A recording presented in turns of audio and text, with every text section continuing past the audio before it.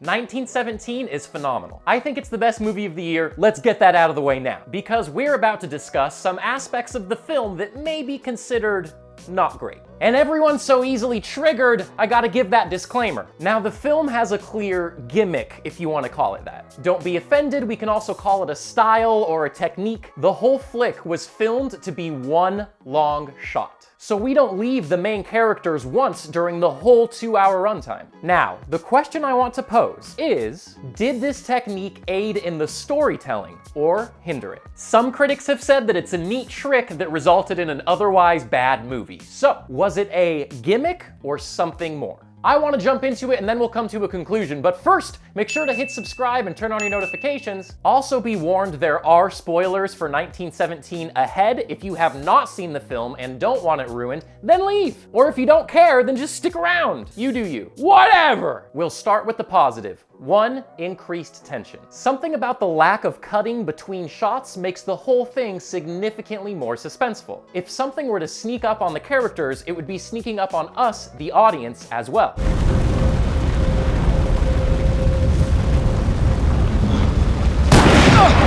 One of my colleagues said it felt like a video game. More cinematic, of course, where you're wrapped up in the tension because you have the exact same experience as the character. Sometimes in a film, the tension will come from knowing the obstacle that's approaching, but not having that perspective means that the tension is consistent. Anything can happen at any time. This also properly immerses you with a single character or smaller group of characters. It's a simple story and it's not trying to be anything else. When the film begins, we do not know who these guys are. We have no idea.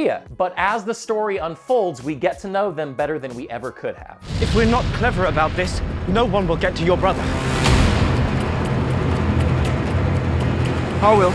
Next! It's told in real time. This is a technique that's obviously been used before in films like Birdman, and I've always appreciated it. Not necessarily the long shots, but the idea that there's no getting lost in the timeline. You have a 2-hour movie, show me 2 hours worth of events. Done. It's a ticking clock story. Their mission is a race against time, so seeing every second makes sense. Which honestly kind of just reminds me of 24, but we don't need to make that comparison. And if nothing else, it's a nice change of pace from the new millennium's popular storytelling style of jumping around in time, leaving it to the viewer to find out what's going on, a la Quentin Tarantino or Christopher Nolan. And finally, the main positive about 1917's storytelling style, it's dope. It's just really cool. Sometimes the limitations can provide a completely unique way of seeing a story unfold. Not to sound dramatic, but it's groundbreaking. It is. Scenes unfold in an unfamiliar way, so even the aspects that we could argue are a hindrance can also just be considered different and unique. Maybe some of these limitations are even a good thing because it helps them avoid falling into certain storytelling tropes. Okay, that was easy enough.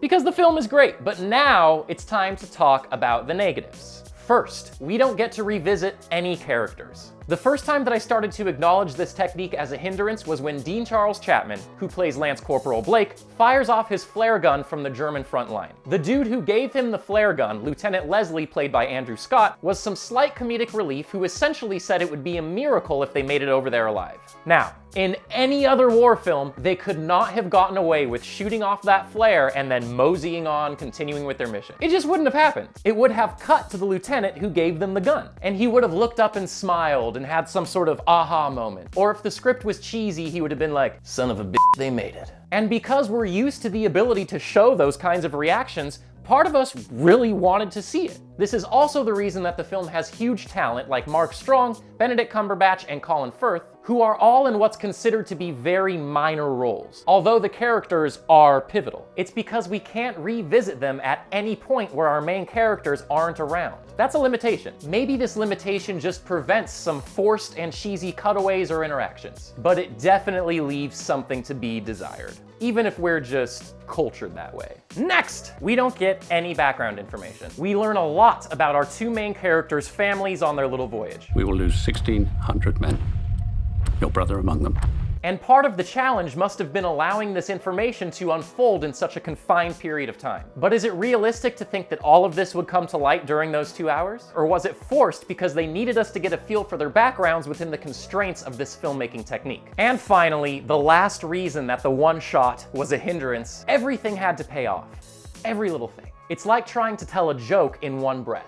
Can you really set up the punchline without it seeming contrived? He stumbles on milk so that he can run into a baby later. And that's just one example. Now, I like those scenes. I like the payoff, I'm only human. That stuff with the baby was a really interesting look at war and humanity. But it almost seems cheesy and too on the nose that those events would take place in such close proximity to each other. It's like he filled up his canteen with that milk going, "Oh, I hope I run into a baby soon." Is that realistic? At that point, I kind of just had to shrug and assume that thematically they were opening up a discussion about fate.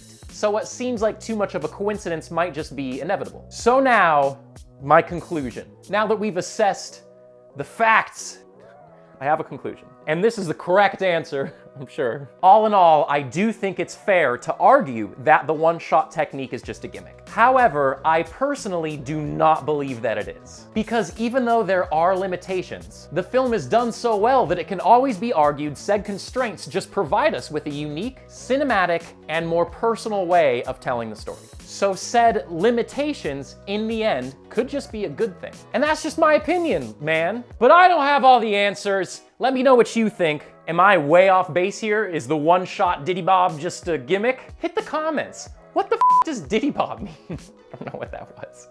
Of course, be sure and hit subscribe and turn on your notifications while you're down there. That way we can do this again sometime, you know? I'd like that. Thanks for watching. We'll see you next time.